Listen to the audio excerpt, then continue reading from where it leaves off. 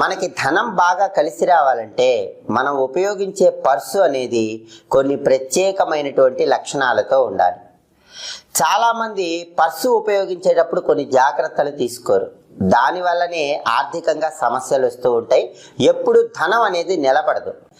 ఎప్పుడైనా సరే నలుపు రంగులో కానీ నీలం రంగులో కానీ ఉన్న పర్సులు ఉపయోగించినట్లయితే ధనం అనేది తొందరగా ఖర్చు అయిపోతుంది. కొత్తగా మీరు పర్సు ఎప్పుడు కొనుక్కున్నా శుక్రవారం పూట కొనుక్కోవాలి.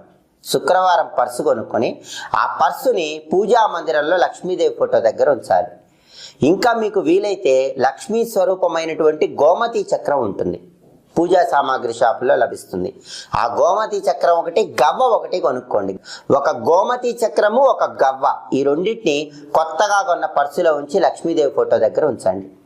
ఒక రోజంతా అలాగే ఉంచి మర్నాడు ఆ పర్సు మీ దగ్గర పెట్టుకోండి. ఇలా చేస్తే ఎప్పుడు పర్సులో డబ్బులు ఉంటూనే ఉంటాయి.